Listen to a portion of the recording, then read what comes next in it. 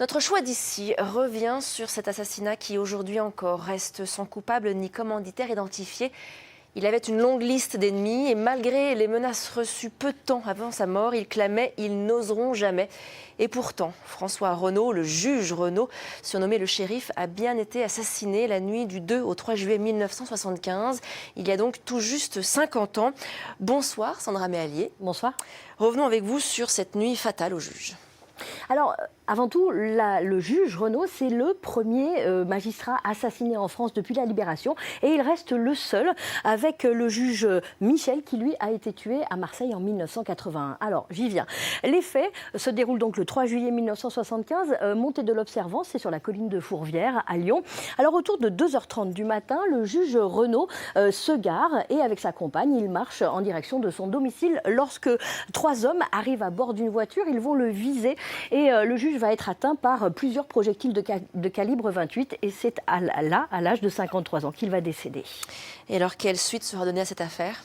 Alors, l'enquête commence immédiatement et assez rapidement. On va identifier les 3 membres du commando. Ce sont 3 truands lyonnais, mais aucun élément de preuve matérielle permet de les confondre. Du coup, le dossier va s'enliser. Regardez, 17 ans d'enquête sous la direction de 6 juges d'instruction successifs pour aboutir en 1992 à un non-lieu. Et depuis 2002, la prescription a été atteinte.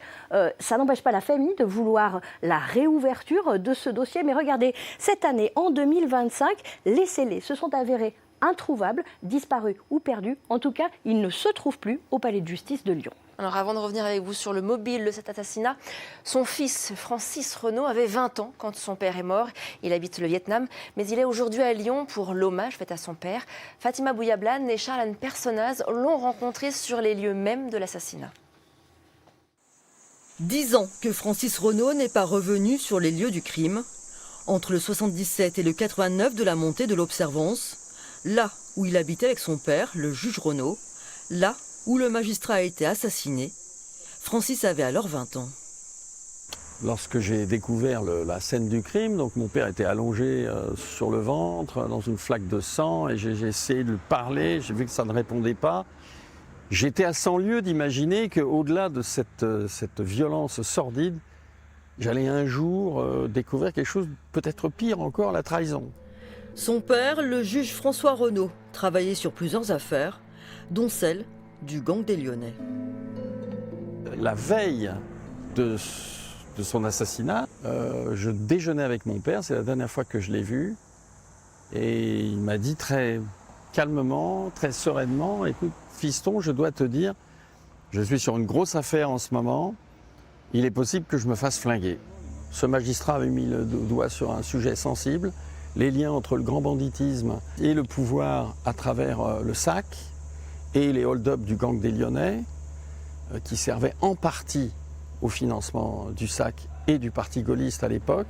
Le SAC, service d'action civique, il s'agit du service d'ordre du Rassemblement du peuple français, le parti gaulliste, mais qui au fil des années s'est doté d'une réputation sulfureuse. Il y avait une gauche musclée, pourquoi pas une droite musclée? Le problème, c'est qu'après, il y a une dérive mafieuse. On fait appel pour faire face à certaines crises de régime, la guerre en Algérie, puis les événements de mai 68, on recrute des voyous, on les intègre dans le système, on les récompense ensuite par une forme d'impunité. Les premiers mois, Francis Renaud dit faire confiance à la justice, rassuré par le travail des policiers et les déclarations politiques.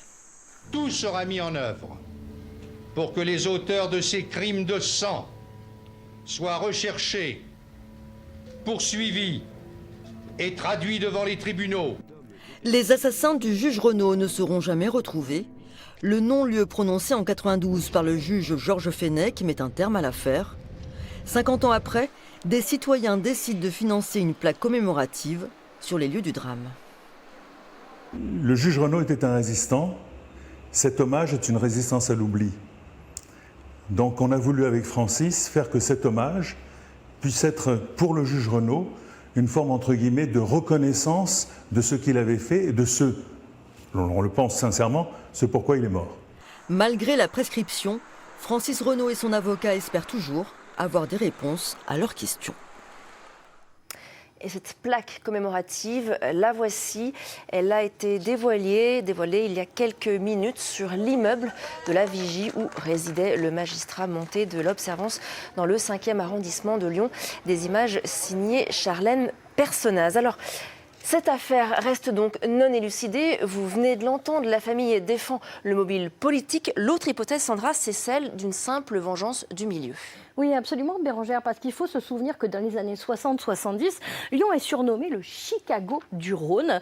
Alors, il y a des braquages, du proxénétisme, du racket, et tout ça fait de Lyon une quasi-capitale de la criminalité, d'autant que la police est décimée par de nombreuses affaires de corruption. C'est aussi à cette époque, on l'entendait dans le reportage, que sévit le fameux gang des Lyonnais.